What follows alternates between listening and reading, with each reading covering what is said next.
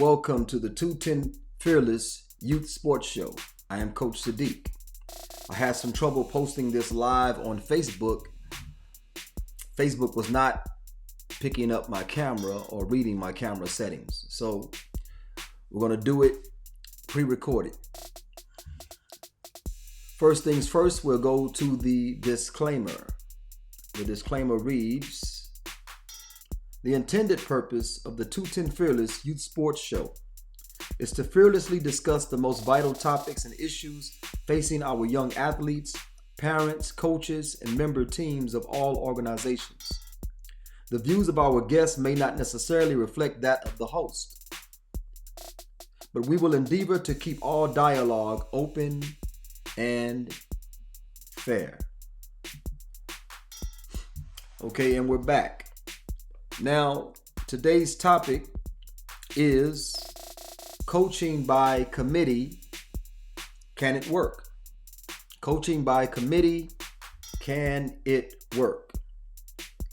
Let's get into this topic. Why coach by committee? Why would someone endeavor to coach by committee? One noticeable reason is to save feelings. They may do so as an attempt to overcome certain coaches or volunteers' egos. A team structure is simple. You have the head coach, the offensive coordinator, defensive coordinator, and special teams. You may also extend it to having a line coach, offensive or defensive. Then you have what's called the team managers or team moms. Above all of that is the head coach. The head coach is described as the figurehead. He holds the public profile. Okay? He deals with, he or she may deal with public relations when it comes to parents or even media. The head coach is indeed a manager, just as in baseball, the head coach is called the manager. The head coach not only coaches the coaches, but he appoints other coaches into their respective positions. As far as this coaching by committee theory, there was one similar incident that happened on what's called Bear Grylls Island, where they put 13 to 15 women against 13 to 15 men. They gave them a couple of buckets and a few resources in order to survive in the quote-unquote wilderness. Now, the men immediately formed in hierarchy. They had a leader, and they had delegates, and they had helpers, and they had people in charge of different things in order to survive these few days or a few weeks on the island. The women went more toward the egalitarian system, where everyone was equal and they would do things by committee. The producers had to step in several times in order to save their lives. Now, we're not getting into the male versus female and survival issues. That's another topic, not for this particular format. But you can see from this example that having a hierarchy, having leadership, having organization is far better than having an egalitarian society or egalitarian system where people are all equal and everybody's doing things by committee. It may sound good in theory, but it lacks the proper organization that we witness in everyday life. One recent example, and I'll leave the team unnamed. I was inquiring about the structure of the team. And I said, who's the head coach? Who's the defensive coordinator? Who's the offensive coordinator? And I was told, hey, y'all just, by the ownership, I was told, hey, y'all just help one another. And I said, but what defensive system are we going to run?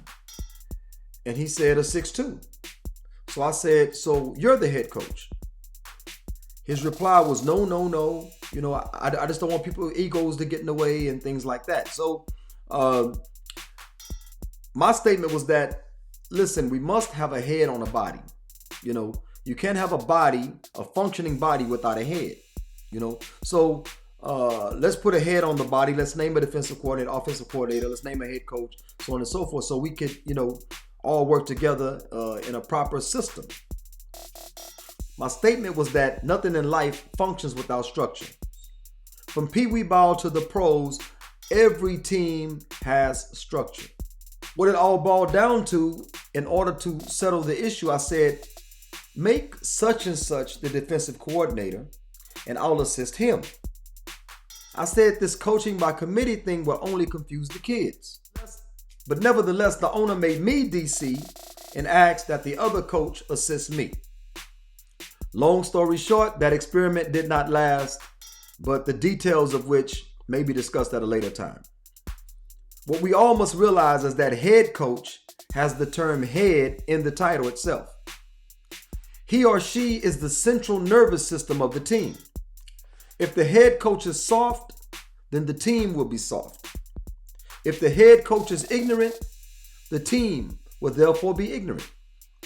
If the head coach lacks organization, you'll notice that not only the practice is disorganized, but also the games.